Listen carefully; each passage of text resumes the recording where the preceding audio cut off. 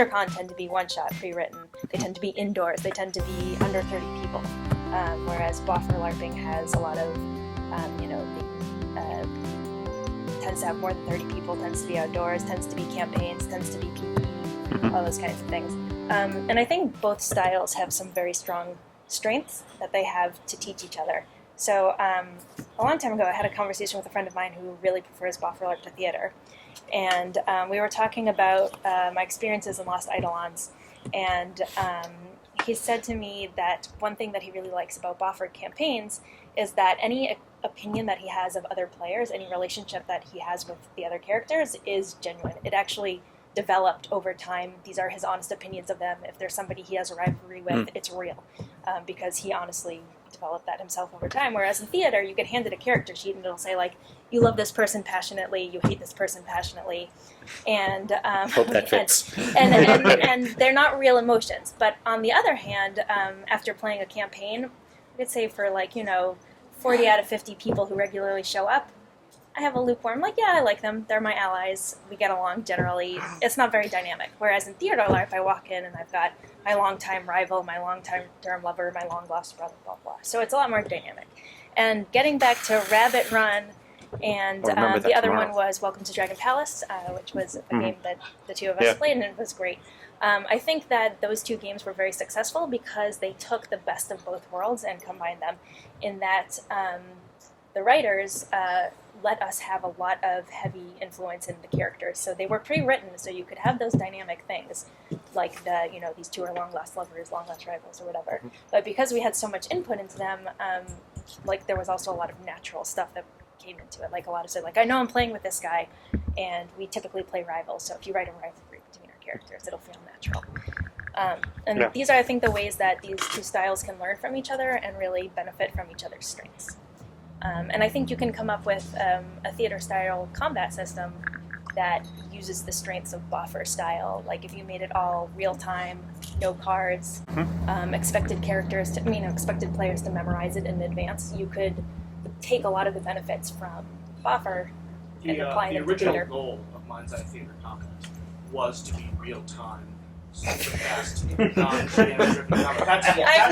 I've never been trapped in a longer combat bubble than the one time it's trapped. Exactly, and clarity should be outlawed.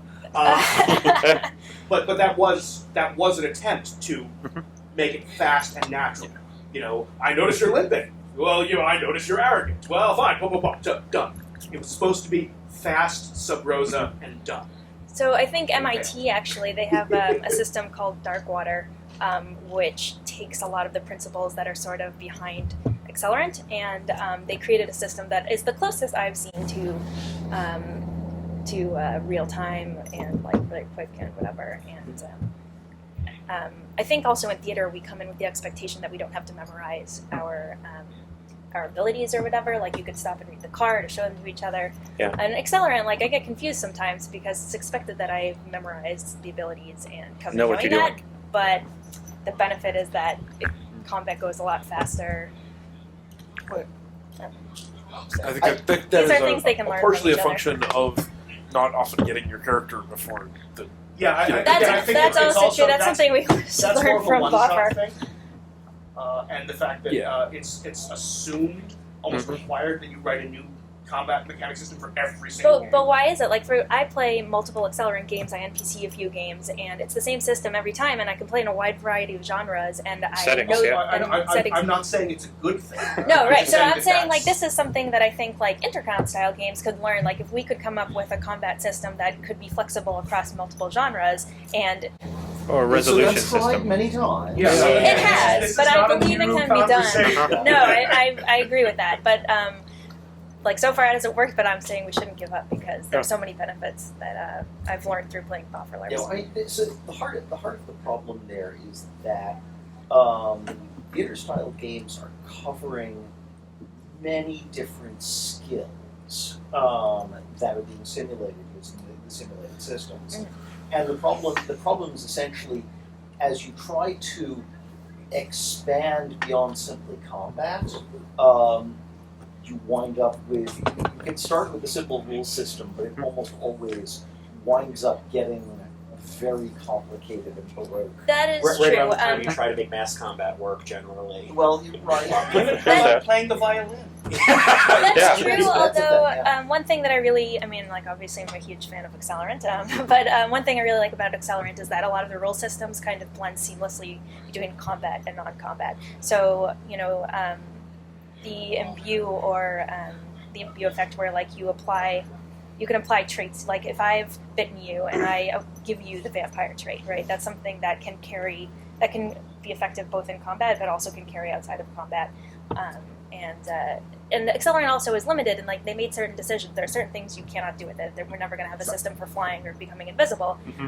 If you're willing to make those sacrifices, then you can come up with the universe. But that's kind of the heart of the problem, is that at least in the Intercon style, theater style games, we're covering so many different genres that most of those limitations just aren't acceptable in one sense. I mean, it's sort of, at least half of my games, I am the poster child for write your own game mechanics for every game. Yeah. And it's because each game is so weird in its own constraints. Well, I'm not suggesting that every single yeah. theater style game that runs at Intercon needs to use a single system. Otherwise, like, you can't run it. But Accelerant is genre neutral, and it works through a wide variety. I mean, it's But it is and it isn't. It's its own genre. Yeah, how would you do Ghost Story in Accelerant? Yeah, there. Ask Occam's Razor. But I mean, there are assumptions built into it.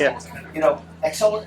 Many of the games that, a large fraction of the games that I have written probably could not be done in Accelerant. Because Okay, but how many games at Intercon are like standard theater?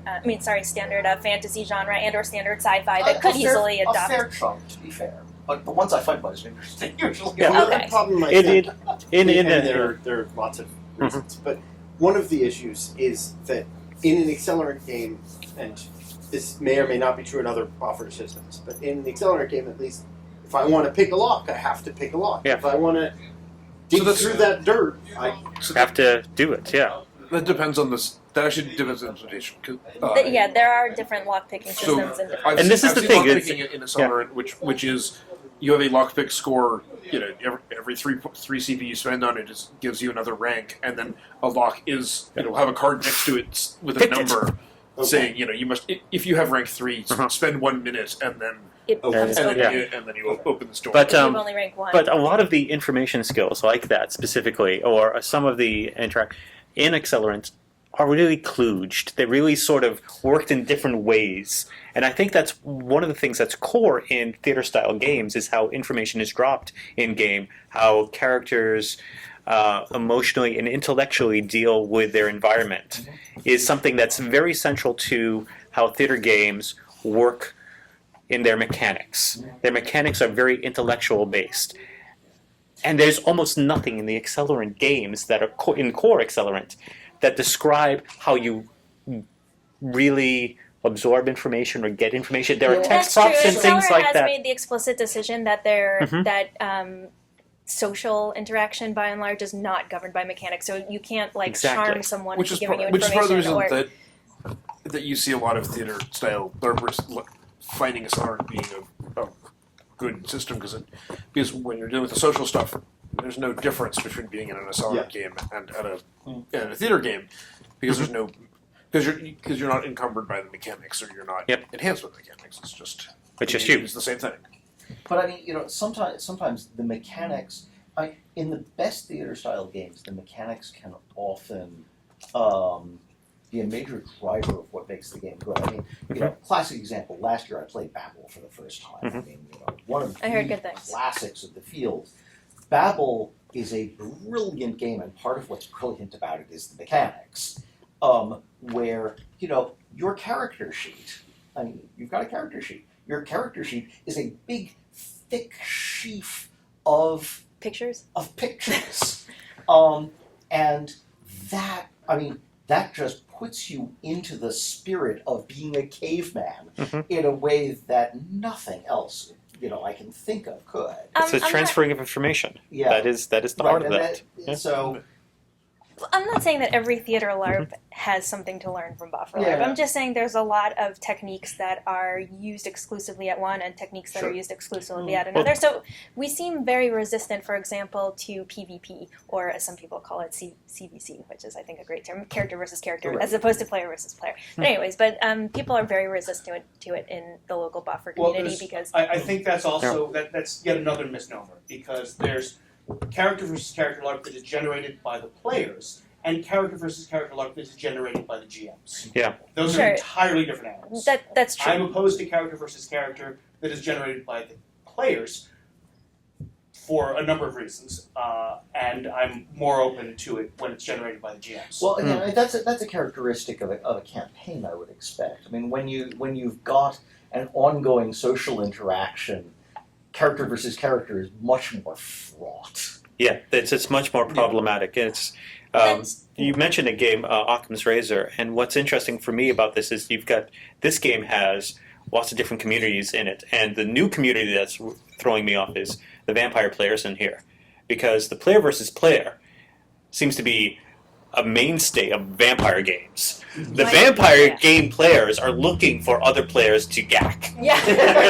And this is throwing me off like crazy in Does this Occam's game. Razor has a lot of vampire players? It has about I've identified about 8 or 9 players who Did you- come from that community, and that's really interesting because suddenly I'm here as a theater style who's like doing a lot of talking, and I'm like I'm trying to. No, don't stop this! But that's what they're looking for. Was there a question or Well, it's comment? more of a like you're saying with the social. I think that a big part of what makes LARPers Mhm. is the idea that we want a structured social situation, and so the social is actually what we're getting out of it. So if it's easier for us to deal with, like, if all the combat and all the physical is dealt with, then the social could be more useful in that situation. I think that the Boffer theater crossover allows for a lot more of that, and a lot more challenging situations of that. It's true. Okay. There's something I was going to get back to you earlier. I lost my train of thought. All right. So So Chelsea, quick back. PvP, that's what I was Yeah. going to say. I was just going to say, so currently in the Accelerant community anyways, there seems to be a lot of resistance to PvP, and I think that there have been a number of bad experiences in the past where players were playing non-heroic characters, bad guys, people who weren't cooperative with the whole, and that can turn sour pretty quickly, because you can have people, when you have swords that you can actually hit each other with and you're welcome to kill each other, then that kind of thing causes a lot of bad feelings. So if you see a lot of the games that more recently started up, a lot of the descriptions will say things like, this is intended to be a heroic game, you should play a heroic character. If you want to play bad guy, if you want to attack other players, you should look for a different game. And I completely understand that. I've had some bad PvP experiences in Boffer as well, but I also think that good PvP experiences is something that Boffer can learn from theater. and there's some methods games that they use. don't. Well, I mean, this gets into the PvP versus CVC thing, Mhm. where I think that it can be enormously powerful from a dramatic and just a fun point of view to have serious character versus character, but it absolutely requires players who understand how to divorce that from the player. I think it also requires writers who understand that, and I think in theater, it's become a very finely tuned skill of writing plot that pits characters against each other without upsetting the players, or making it a way that everyone can have a say without, or everyone can find a way to work towards something without killing people, or creating situations where violence won't solve the problem. There you have to come to a consensus. And these are plots that people write into a lot of theater games that don't pop up nearly as often in Boffer games, and I think that's a skill that Boffer writers could certainly learn. There's a difficulty in that too. In that, the Boffer players are writing their own characters, so the writers don't have that control of saying, I'm putting this stop in this character.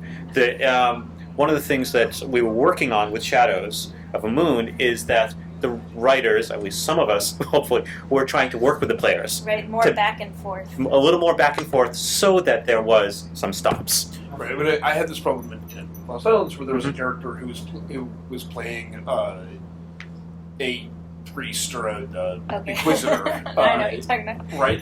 Of the main human religion, which was all non-humans are evil and bad, and must be killed in order to. And I was playing a automaton who ended up being religious myself.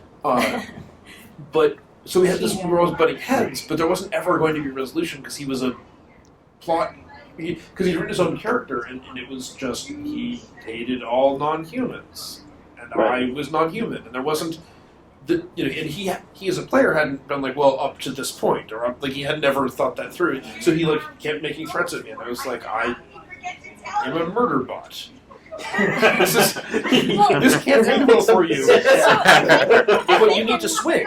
And he never actually did anything because that's my one of So my this is issues weird, with like- player constructed CBC plot. Mhm. There's no resolution. There's no way Right. to end it. Well, it's then forever. unless people start. But if you have a resurrection mechanic, then you can't even like just kill your enemies. But I think It's even worse. I had a Yeah. one of the big appeals of Boffer is that the combat. Oh, this is the main difference I think between Boffer and theater, which is that in theater a lot of times combat is not something you enjoy, but it's something you do to get to the result. Whereas in Boffer, combat is fun. It's a sport. It's one of the reasons I go and play it. So if somebody says like, "No, we're going to throw monsters at them for an hour," and they just get to fight for an hour, that's a great way to entertain me for an hour. If you did that to me in theater and said, "You're going to go fight monsters for an hour," like I am out. your personal inner demons. But because combat is a big appeal, it's something that draws people into it.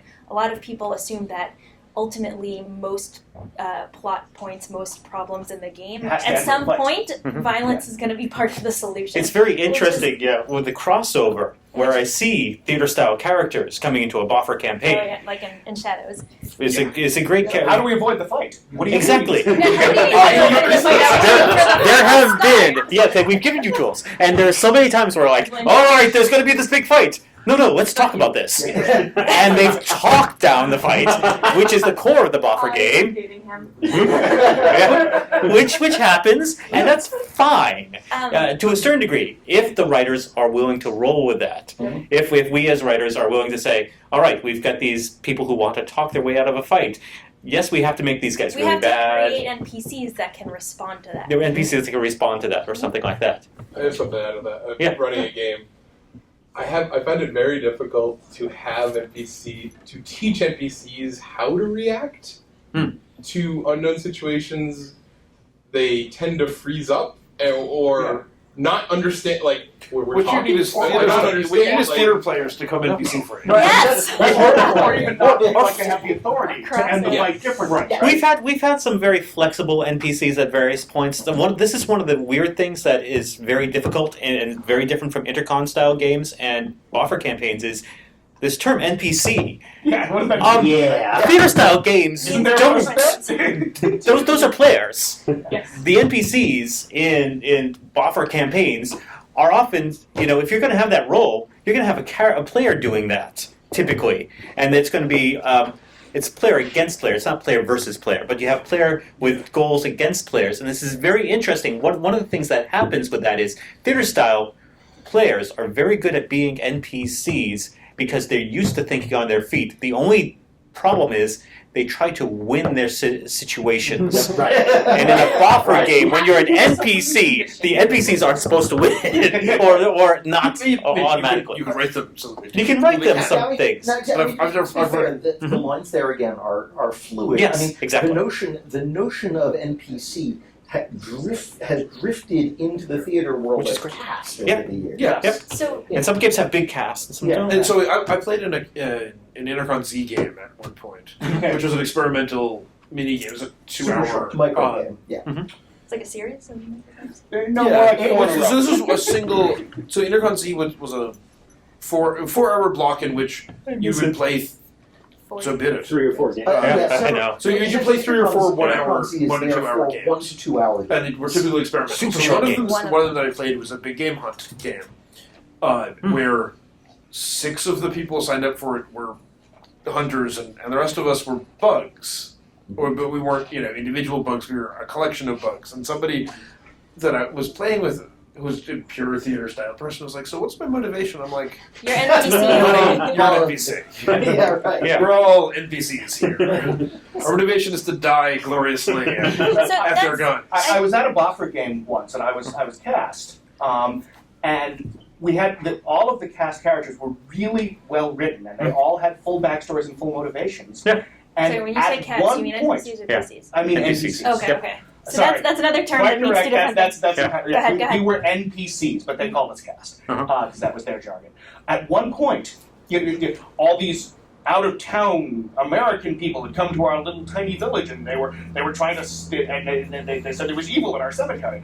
And at one point, we kicked them all out of the main room, our council room. We said, "Get out! We need to have a council meeting. We need to talk about this." And NPCs had a fantastic little mini theater style game, while outside what the hell, Joe? Power to you, although Somewhere when that this happens, something. in Boffer LARP, they call it monster baiting, and it's Masturbation, yes. Masturbation, yes. I think one of the Or major NPC advantages. Or NPC theater. If you're trying to Okay, do yeah, it. that's probably a That's very nice, yes, that's a nice term. One of the major advantages, I think, of theater is also that you can entertain one another without needing the staff. One of the problems, or one of the inherent challenges, I should say, of Boffer-style LARPs or campaigns which relies heavily on PvE, is that you need to provide PvE, right? So you constantly need a lot of NPCs, and there are a variety of ways of solving this. But this often means that if somebody walks into your game, as it's starting, and says, "I'm willing to NPC for you," you take them, even if they don't always know the full background. They don't always know the motivations of the different factions and all that kind of things. Oh my God. You're a warm body, and we need you. Yes, exactly. So when that's the case, then you have two options. You can try and produce NPCs with personalities and desires other than just attack the PCs or whatever. But a lot of times, then they get tripped up.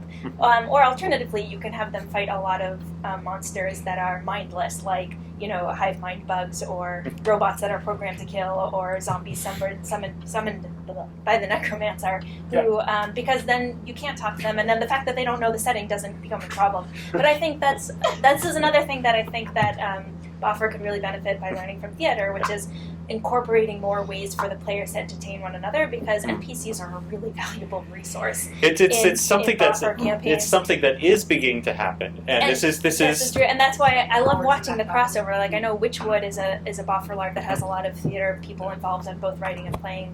And I think in Coddington, and Shadows. we just saw an interesting thing happen where they actually used a contingency packet. Every player had a contingency packet, and Yes. that does not normally happen. I have not seen that in the Accelerant so community. Not to the extent, but that's something that They did it for one game in the cycle. was Yeah. it the memory game? Yeah. I missed that one. And but- that's one of these things. When event But it happens, doesn't- open this up and read it, and And then now that It's happens. not. Okay. It's not terribly Yeah. common, but this is a Different trick that jargon. theater has that Boffer can totally make use of. It would. And I it was think really- it would work very, seamlessly. very- It was great in Coddington Woods, and if we had more And it added a lot of of. the two actually did communities, we something. could learn so much from one another. There was a Boffer game that I ran, it was a Realms event actually, where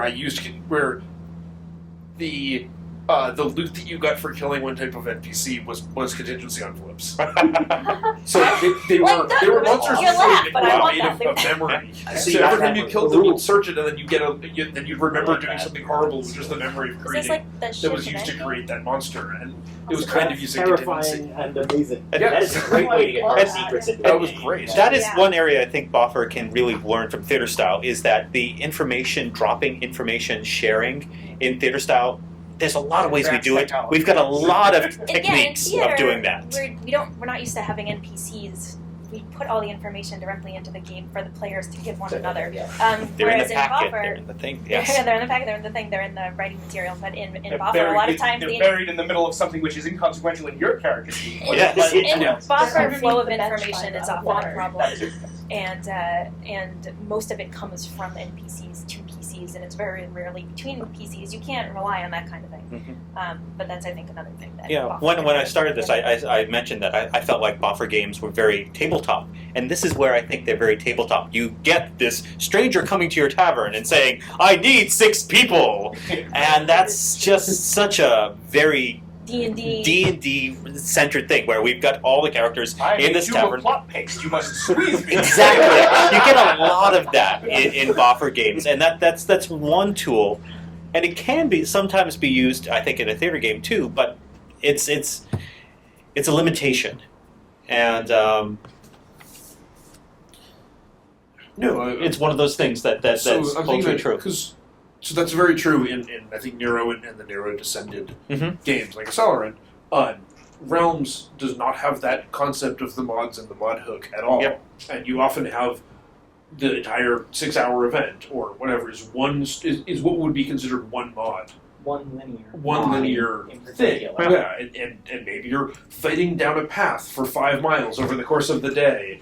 Where there's spot where you're fighting different things and you get to certain spots and have to interact with people and then you move on to the next thing, and that's kind of great in its own way, and kind of misses the it has a great feel of like we're on campaign to do this thing, and it's just this unrelenting slog to through the unlimited waves of undead, which is kind of great in its own way, and is slightly less tabletop gaming than the I need 3 adventures to come with me right now. But one thing I think I've seen some theater players struggle with is, there'll be this mod hook, this person coming saying, I need 6 adventures. And the theater player is like, I'm looking at my motivation. I don't have any reason to go with this person. Exactly. Yeah. What's my motivation? What is my motivation for this? Motivation is you're bored in the tavern. And you want to do something. I'm not bored in the tavern. Yeah. Or So to learn to create characters who have that hook, and it's very But that creates a sort of a limited. That creates scope a of mob characters. good. Yeah, it does create the mob of good that we were talking about, and it's But some Boffer games rely on that. So. Yeah. that's the thing. And Some that's not games bad rely either. on it. None of these things are bad. None of these things are good. They're different. So I was going. This is back a couple of topics, but I just remembered. So that's actually the same game that had the memory monster things. The villain of the piece was this demon of smoke and mirrors, and he actually started out as one of the friendly NPCs that were with the PCs, that went with the PCs the whole time, and he and the way we wrote that character, the way we briefed the person who played it, was he sort of knew the overall arc of what was going to happen that weekend, and he knew his own motivations, and he knew what he could do. But that's as far as we got. And so he took that and was like, well, and he basically played this character and had maybe he had some stats, maybe he didn't. He was a very experienced NPC. And took it, and the PCs would do things thinking that he was friendly, and he rolled with that, and eventually when he pulled off his mask and revealed that he was the demon, and the PCs had been helping him the whole time, which wasn't exactly something we had written ahead of time. It was sort of because he was one of the villains of the overall piece. The PCs were amazed and like, well, how did you pull that off? And we're like, I don't know. How did we pulled it off, but by having each individual, crunchy NPC was briefed as a standard crunchy. You have these your stats go and hit, but he, as the villain, was basically playing a character also, and I think that worked really well for us in that sort of story-based game. One might say theater. Yeah, that's a very theater style. It is. It's classic. It's great. And so then when he pulled off and did a reveal, we as the GM staff were like, oh, no, I guess that makes a lot of sense. Great. Plan that all And then we rolled with with it, and so we had Always some take scenes the the next day. Even for the weather. That was when I discovered that if you coat an apple in salsa and have somebody bite into it, it really looks like he's eating a heart. It's very good. That's crisp, crunchy sound. Things you Google. Anyway, and that's that's one of the. Speaking of actually doing things. I guess it's more of an advantage of being outside rather than Than inside. Yeah, Things you get away again, with. I've been at ridiculously high production value theater drones, so it's Yeah. These dichotomies are interesting, but Yeah. false. Yeah. Well, Well, yeah, there are strong trends. And there's some things in some accelerant games that are just not immersive. There is one of the big downfalls of a game I'm writing and running. There's no way I can make Westford look like Egypt. Westford is going to be Westford. There are going to be trees. There's going to be pine cones. And hikers with dogs. And hikers with dogs. And there's a limited amount of sand over there. There's only so much you can do in a hotel room. Not that Egypt is one Or a solid classroom. desert, but Not you that have it's one certain solid mental desert, images but of what it should look like. Well, You- metagaming is an important. Is an important Mental thing. skill. Yes, exactly. And it's something that I think Accelerant and some other Boffer games needs to sometimes massage their willingness to metagame to a certain degree. While there is the immersion is wonderful. Having this is pretend. there's an element that has to go on. That was something that I would have liked, like, for Shadows. Mhm. For Shadows is that, like, that first day I would have been like to be like have someone be like this, or even the second day even just be like, this is right here and this is right here and what this it is looks right like. here. Because, like, in my head I need that as a theater style LARPer, because then And that is so canonically non-accelerant. And with Shadows being, while we are, trying to embrace some theater, struggling against the bonds of accelerant. struggling against the bonds of accelerant in some ways, we just can't do that. Yeah. I mean, we can't. We don't have NPCs saying breaking character and theoretically breaking character But I and doing think this that and this one and this. thing that Shadows has is a huge advantage over other Accelerant games is that because it was the beginning of it was set in 1917, 1918, whatever it was. Like people showed up sleeping in modern-looking tents, and that wasn't so far off from what tents might have looked like back then. Or like the inside of Rick's, I think, could potentially look very similar to the inside of Rick's. Yes. So I thought it was very immersive in that way. It was helpful in that we used a real world setting. Yeah. So that, One of the, And one one of that our- wasn't, the like, advantages generic when we medieval ran fantasy. the Serendipity Station was we ran every episode in the same house. The bridge was in the place where the bridge was, and engineering was where engineering was.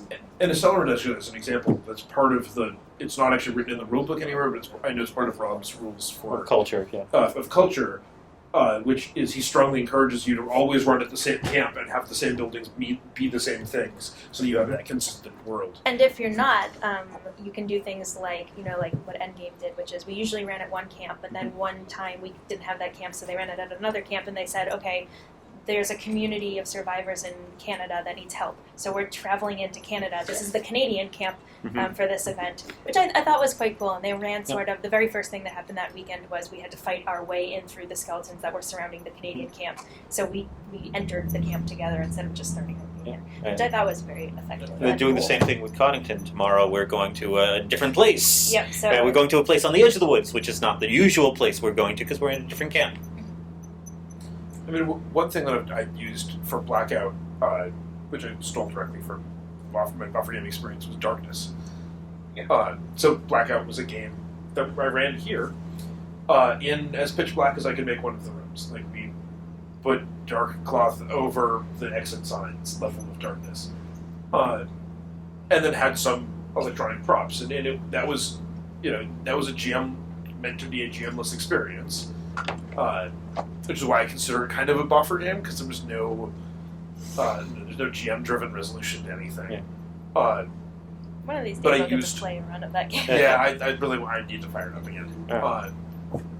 But we used darkness to cover the fact that it's running in a hotel room, which is a thing that I learned really from buffer games. And you use darkness to cover the fact that the path in the woods is not a cave. Yes. That's why so many modules happen after dark. Okay, that's one of my frustrations with buffer games is the hours of sitting around waiting for it to get dark enough for it to work. And there is just this large number of sitting around and waiting for people to come and entertain. I know the game that you were at, there were some technical difficulties and things like that. I'm not just talking about Yeah, but in general, yes. There's a whole panel on this tomorrow. On eliminating downtime. Oh yes, and there is a lot of downtime in a lot of different Boffer games for a variety of reasons. Sometimes because, as I said, the theater style players are like, "Where's my motivation? I don't want to go with this person." Yeah. You should have gone with that person. We wanted you to that's do an that. accelerant, or maybe even a local thing, because I've been at Boffer games in other parts of the country where you get there at 10 a.m. There's a fight There's stuff. at 10 a.m. There's stuff going on. There's, And it depends on the game too. Road stuff and more like that. And Just I stuff think it to depends. hit the whole time. it depends on the schedule. Depends on the game. I think it And depends the a number lot of on the NPCs. game's resources. Yeah. I know some Boffer games, if you have as many NPCs as you want, or you have, like, for example, It's a mystical world. it's a mystical world, or there are some, like, so Accelerant, we have a system in which we PC for games and then we NPC for one another games. There are some games that have a system in which you do a shift of NPCs during your weekend, so Right. so that's where they get Well, their that's NPCs from. And the game that I played at West was Um, you had to do at least 2 modules a weekend. So these systems, I mean, there's advantages and disadvantages to both, but if you have enough NPCs, you can stick a bunch of goblins in the woods and say, wait here, if some players come by, try to rob them. That's not going to work in most Accelerant games because you could stick them out there and you've just wasted 4 of your precious NPC resource, right? Out in the woods, I waiting for... sat in the field for 2 hours once. Right, NPCs aren't, Someone would around and say, the players are almost ready. Then they come back 45 minutes later. The players are almost ready. Yeah, no, right, so It's right, one of those things that happens. So right, Yeah. so if you can afford to leave them in the woods, you have enough NPCs, then Someone's PCs gotta will wait. learn that if I just wander out in the woods without any prompt from any NPCs who are hooking the module, right? If I just wander out in the woods, there's a chance I'll find something. Then they're going to go out and wander in the woods. If they've learned that the NPCs are rare enough such that they're only out there when plot informs us that they're out there, then if you don't have NPCs coming and giving you plot, you're going to sit around bored in the tavern as opposed to going out and searching for plot because it's not out there unless they tell you it's there. Yeah. A friend of mine who's familiar with the Accelerant system once pointed out and said, look, every time Hook comes into the building, go with them. Yeah, go talk to them. Just introduce talk to yourself. them and go with them. And this was coming specifically from a problem where I said, well, someone told me I was going to do something in an hour. He said, don't. Just go with that person. They're here right now. Yeah. You've got fun in front of you. Enjoy it. And hand is worth This two in is the bush. why- Yeah, well, and that's the thing, you need to be more Friendly proactive. That is the You other need to be problem. proactive in that sort of Yeah. game, and that you don't need, like, no one's gonna hunt you down for the things that you know and the things that you can do. Rarely. Yeah. Occasionally you get hunted down. occasionally you get a little You bump occasionally up. get hunted down for the things you can do. But Yeah, that's literally hunted down. or Occasionally the you things get that some. you've done. Yeah. Yeah. Depends on how much specialized magic each thing. Uh-huh. It's very- But in a one thing that you brought up about the darkness is in one of the hybrid games here, Welcome to Dragon Palace. One of the things I found was interesting was there was no set. There was actually, it was a very theater style. Imagine where you are. This is another plane where there's nothing going on here, and so it was very meta. Did they describe the setting? Vaguely, I think in the setup, I think before I we vaguely walked remember. into the room, we knew that we were going to fight demons in the underwater dragon palace. And there were a couple of cards on the And floor that's pretty specific. and there were a couple Yes, cards on the welcome to floor Dragon Palace. describing specifically what was in this Yeah. area, So- what was in this area, what was in this area. Yeah. For This is a Rabbit bunch of Run, it seaweed, was Yeah. and you knew that there was seaweed around, and not just for Rabbit Run. It was similar, where we knew we were going Same. through the we knew in the briefing that we were going through the levels of a cyberpunk, factory complex thing, and somebody who was with us would be like, "Well, I'm pretty sure the next level is going to be the warehouse level or whatever," and Yeah. we should look out for these things. And you just have to imagine it. And it was, we'd open the door and be a big empty room with some glowing lights over here that we have to deal with, and and the card up on a wall somewhere to give a little bit of details about some things, and then we mostly filled in the rest with our imagination. And more than the location, I think that's the way in those games borrowed from theater, where theater affected that Boffer game, in that the setting itself was very nebulous. Yeah, this is one of the techniques that some Boffer campaigns use to deal with limited space, indoor space. They call them the elevator mods, which is you go in, the room is set up a certain way, you fight, then you go back out into the elevator and you're going in the elevator while the NPCs they turn the room over and change it, and then you go back into the I've same walked people room. around the outside of a house 3 times. I have been to Just stall. I've been to 12-hour Realms events that were nothing but that. Yeah. And I thought it was quite. Yeah, I mean, and it can be a blast because it's a dungeon crawl. So it's like they use a gym at WPI or something similar, where you go in, and they've arranged the room. We've got a bunch of stuff, 8-foot tall walls and stuff that they've arranged to be one puzzle room or one whatever, and you fight your way through it to a room at one end, and then you wait for 10 minutes, role playing amongst each other or chatting about WoW or whatever. All right, you go break back in character. And the NPCs shuffle the room, and then you fight your way back through it, and then back for Well, I think 12 so hours probably the most I've done that for. yeah, Rabbit Run borrowed techniques from theater in that the time they spent in the elevator, right, was the time they did a lot of the heavy the heavy like role playing stuff where they were actually talking to each other and arguing about their stuff. arguing about their goals and where they differed and where they were the same. And while the fact that they had this kind of PvP stuff, which doesn't show up as much in Buffer, was what gave them fodder for stuff to do when the room was being changed around. And so, they'd go out for 5 minutes and the NPCs would quickly move around some of the furniture and move around some of the lights and put a few different instructions on the walls or whatever for the challenges they had to do. And then they'd come back in. And I thought that was a really effective use of space. Welcome to Dragon Palace had a different technique, which I thought was also quite cool, which is that we had a small part of the room sectioned off, and we were given a puzzle, and then we'd sit around the puzzle and kind of do the puzzle together, and then go back out into the main space and fight the water demons. And then, so we were distracted with that sort of entertaining games, and some PvP.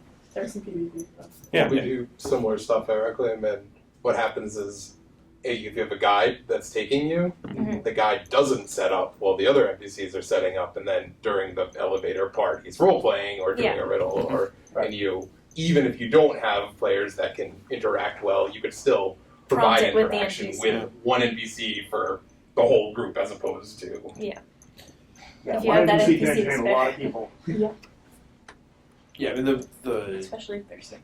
Rabbit Run worked really, really well probably because it was only a 4-hour game. We only had 4 hours, 3.5 hours, really, to interact with each other, to get all of our plots resolved. And through much of the game, we're fighting for our lives. And, and so it was only the elevator moments That you had a breather really to talk to one compressed another. the interaction part, and it was super intense, and your heart's beating fast because you've just been fighting, and it was the lights were dim, and was it really and that was a game where the buffer combat part of it really enhanced the role playing, for at least for me, and I think for a lot of other people. I know it was the game that had the highest ratio of people writing fanfic about their characters on Facebook afterwards that I have ever seen. I'd love to see it. I NPC'd this game. People would constantly come by Ops to rave about how awesome it was, and then run back in again. This is great. I need to find this stuff. It's probably running again. I can't commit to anything, but there's a chance it might be. There's a very good chance it I would might run NPC it next year. You should all play. It's great. You should use your influence. And I know. What's interesting is I'll put in a good word with the person who makes the decision. That's an accelerant rule system too, which was both of those games use the accelerant rule system, and we're a little bit different in that. And I don't know about your experience, but I found that almost all the players knew accelerant and were comfortable with working with the accelerant, with the fighting and the things like that. Two-thirds were I had the familiar. impression there was maybe 2 or 3 people in Dragon. There was maybe 1 or 2 in our. There were 2 in Dragon Palace at least. At least 2 I know. Yeah, I mean, I can think of 2 or 3 that absolutely had never done accelerant. One of whom was put in a heavy combat role, and so that's fun. Did that work? No. By the end, yes, but it was too much for the player, at least at the beginning, and the player was having not a great time until they sort of figured out how to deal with it, and that took a while because I'd never done buffer combat at all, let alone accelerant. One Yeah, of I the think- interesting things about Accelerant is there is an assumption among the Accelerant players that everyone knows Accelerant by heart. So they did have a tutorial at the beginning and sent out the rules in advance, but I definitely think They that did one not thing do a you. tutorial. Oh, they didn't? Oh, my mistake. Okay. I read a I might tutorial be for a couple of confusing it people. with the Yeah. So in that case, one thing I think that we learned from that experience is that some of these systems require more introduction time. I think if Accelerant games run again at the next Intercon, then some Maybe on the Thursday. And it depends on optional tutorials. would be it a lot. depends on the game too. I've been in some campaigns where before game's on, they go through a breakdown of the core rules. They say this is this, this is this, this is this. Occam's Razor was great that way. In even in the 1 days, they actually went through. Okay, what does this mean? What does this mean? What does this mean? And everyone got a briefing.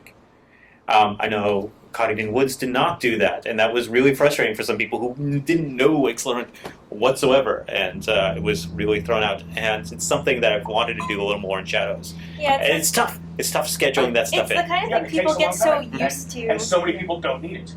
And some people, Yeah, yeah. people get used to assuming that if you're going to sign up for a new Accelerant game, you're coming from another Accelerant game, and they Or don't that your necessarily- buddies will Yeah, bring you they up to don't speed. necessarily think to say if you haven't done this before, contact us, and it's not that hard to deal with. I mean, I think No, but there is a sort of. they sometimes Here's the rule book. they forget. Yeah, Good. they forget. Yeah, just reading the rule book, I think, Well, was not enough. Which is the rule book is You Yeah. can read that's the dull. rulebook and miss major One rules of in the that. things that Shadows actually did really well Mhm. for its Intercon game, which was a Accelerant game, but they specifically chose a subset of the rules to actually use at Intercon, Mhm. so that the players that were coming in, and there was more players coming into that run who'd never done Accelerant Yeah. than in other games. We wanted to- Those players only had to learn, 6 or 7 of the calls rather than everything, because they just Yeah. knew they were never going to use slam, and they knew they were never going to use because the GMs could Yeah. control in Roots. advance. root, think, yeah. for example. So you just never need to know how to deal with that because it's a 4-hour game. They knew, there's no players that can do it, and there's no. But you and do you don't have to wanna- know what stun is. But I'm not going to tell for- you why, but you do know. But for Rabbit Run, they actually. I know they missed that communication where one person was working on all the NPC stats and one person was working on the player briefing, Yeah, and, and they didn't get together in enough time That to be is like, oh, here's the unfortunate. stuff you don't need to put in. But you can also, if you decide in advance which of the abilities you're going to put into the game, you can streamline it a lot and make it less to memorize and make the tutorial in advance a lot. Yeah, and when I started with Accelerant, I really did not know all the rules. And I was not told all the rules. And when something happened, I kind of faked it. By the end of your second weekend, You can Yep. always use It's the about what it clarify. takes. You could I sometimes. used clarification in my first event a lot. so we're actually at time. Yep. I do want to say, just a personal note is that as the person who's running Intercon next year, I am very interested in having buffer games at Intercon. I think it's a great fit. So if you're just something to think about. I'm also interested in having theater games. So But no, I mean specifically, I think we've had a lot of success in the past couple of years with buffer games in Intercon. yeah, I agree. I think we're starting to learn the right way to do that, and I'd like to see more of that. And as someone who's running who's helping to run a Boffer game, I like seeing theater people in our Boffer games. I like helping them. Because they're easy to beat. Yeah, they're really easy. No, Unless you one of get the the things best that's really interesting is they add this great emotional level to these games. And one of the things that I think a lot of Boffer players were blown away by the commitment What that are these people doing? Yes, the commitment some of the theater players have to their characters and how interesting and deep and wonderful some of the characters are and how they add a whole other dimension to the game. And they do, theater players really add a wonderful different dimension to a Boffer campaign. So I am perfectly willing to help work theater players into new games or help you talk about, Accelerant games or something like that. Or There's also cool games that aren't Accelerant, Yeah, yes! like Witchwood. Like Witchwood is a great game, yes. I have a few. Yes. And there are lots of, Theater like first. And I've heard good things about Redwood too. So. Yeah. What? Requiem. Okay. Requiem, and there's going to be the LARP Forum. Have you heard of the LARP Forum? I have heard of the. I have heard of the LARP Yes. forum. I sent people there. What is the LARP forum? It is. Forum for I don't know what? what it's going to be because it They was, had to move it They had to move it because They Penzek selected was another in the middle of it. date. Yeah. It is similar. It is Similar to this. It's actually similar to this in some ways. It is a get together where people from all types of LARP can get together and chat about their LARP And plug their LARPs. And plug their LARP and talk to each other and more of a communicate. hangout-y. My Yeah. understanding is it's a hangout. And, Yes, that was pretty cool. No one hangs out at Nelco at all. right. but it, Madness. it is a less structured Right. like evening event of hanging out and talking. It's like a college activities fair. Yeah. Yes. Yeah. I think I the think coolest it's- aspect. I think. Sorry. I think the coolest aspect of it was that a bunch. So I'm very familiar with the Accelerant crowd, and I'm very familiar with the Intercon crowd. But But there are the there other crowds. apparently are other LARPs No. in New England. You Oh know, my like, God. Don't use either one. Since I that started I'd doing never my heard of LARP before. hobby since last year, believe it or not, every other weekend I literally I try to go to a different LARP event by different organizers throughout New England. You can. And, You yeah. totally can in this Yeah. area. I And met the sometimes I Steven come up Sinders with the group. problem is I met the Yes. second There's Dawn too many. group. Yeah. They exactly. both overlap a lot. With There are walls between some. Some of them have fallen. But yeah, I think Secondary they were separation, shooting for though. the Watertown. I don't area know you last but I know time. someone It was a lot of fun. It was a lot of Yeah, fun. so it's Everybody knows Watertown. Between any LARPer. They're okay with LARPs there. I'll probably put something about Where it was up this on one? I the. think Intercon should put up a Intercon. table. Yeah. Intercon showed out. Yeah. Yeah, I'll put something Because up it was on the intercon. They'd be a table. Yes, Intercon should be a table. Yeah, why not? Yeah. I would sit at the table. You'd sit at that table if you're not at mine. I'd sit at I'll that go table back and if you know what I mean. I don't know if I do. No one knows what you mean. So, is there any other topics that we should cover in the negative 3 minutes we Which have? LARP is the best LARP? Yeah, which kind of LARP is best? The LARP that you're gonna bid. Yes, Intercon. your LARP is the best. Really. Well, Only if for a I couple did it, years, it would then be you the hate best. Okay. No, and yours is the best too. The best LARP is the LARP I'm about to run. The worst LARP is the one I just finished. Yes. Yes. Yes. I can tell More a LARP story is that I didn't tell because it wasn't really relevant to the. Yeah, because we're really good at staying on topic. Can you do it in Yeah. 3 minutes? Do we need room for? You know, No. Okay. Snuggle Bunny Ring Wraiths We were- was supposedly written we're in now- negative we're now 5 hanging out minutes. with Oh, so- yes. It was inside way of minutes, And I've played it, and I'm still finding heart stickers like, in my suitcases. I'm not kidding. You guys were talking about You have to go get married. NPCs not knowing how to deal with PCs not wanting combat. I NPC'd Seven Virtues once quite a while ago, and you looked scared and confused. Yeah, I think I vaguely remember that actually. And, As a player. and I was in a non-combat role, like I don't remember the details, but Yep. we were bringing the players in, and it was going to be the intro mod to a multi-game plot, and it was going to be an all discussion mod. All roleplay. And We fought you, didn't we? we just killed you. less than 10 minutes into the mod, the players were like, "No, we're gonna kill you all!" And I ran up to Monster Camp. And I said to the game organizer, "They turned it into a combat mod." And the look she got on her face. Yes. I have to get on my Dominator makeup now. Yeah, no, this is the opposite problem of what I was saying. The theater players like to, solve the problems by talking at them. You haven't Boffer. been any MITers. Boffer players are like, what do I kill? All right, what do I kill? I mean, but part of your problem Yeah. is that it's a real world game, and you Yeah, yeah. don't solve problems in the real world by just killing people. Yes. This is a bad thing. I That love tends to lead to games. more problems. 7B yes, was yes. not a real world. Right. 7V was definitely not a real world game. I and was getting gacked running people was fun. an airsoft mod, right? We were had full Yeah. armor on it and big guns, and we hauled up the hill to shoot at each other, and there was the traditional taunting from the sides, and it spontaneously broke out in a tense Mexican standoff, which then led to role playing, which then led to negotiation, which then led to resolution, and we were like, what just happened? We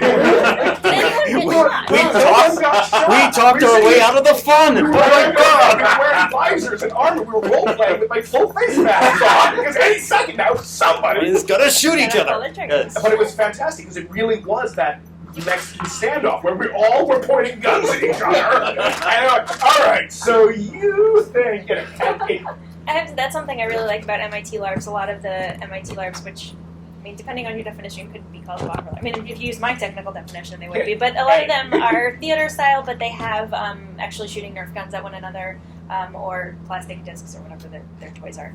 And I like it a lot because A, it's both real time, but B, it's also like if you point your gun at somebody and threaten them, they know that you can actually pull the trigger and hit you. If you do that in like rocks paper scissors or something, it's like yes, I'm willing to risk that because there's still a 1 or 2 out of 3 chance that you're not going to hit me. It's a lot more threatening. I've definitely been in games, in theater games, that that somebody pulled a gun at me and I'm like, well, I know that I have the I go first ability. Yeah. So, I don't know what you're gonna do. Sorry about that. Which is not inherently Very bad. I first mean, that theater can LARP, produce a different I was really experience. young, But and I had just come out from Boffer LARP, and I got there and I couldn't get into it because there wasn't fear and there wasn't like no, I'm gonna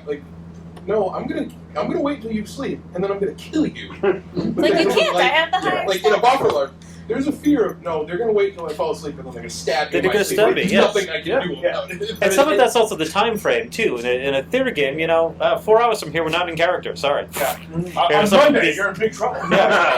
Yeah, that's not going to happen. But we're in a weekend-long game. Yeah, I'm going to sleep, and you're still in character. Almost exclusively do. We got a lot.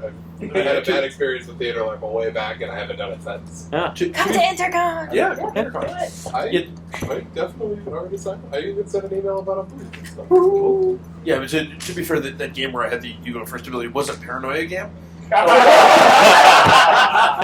So, What are you doing, And I was the citizen? only yellow. Everyone else was a red or I've been an there. orange. So like now Most fun thing. I'm pretty sure I got this. Maybe.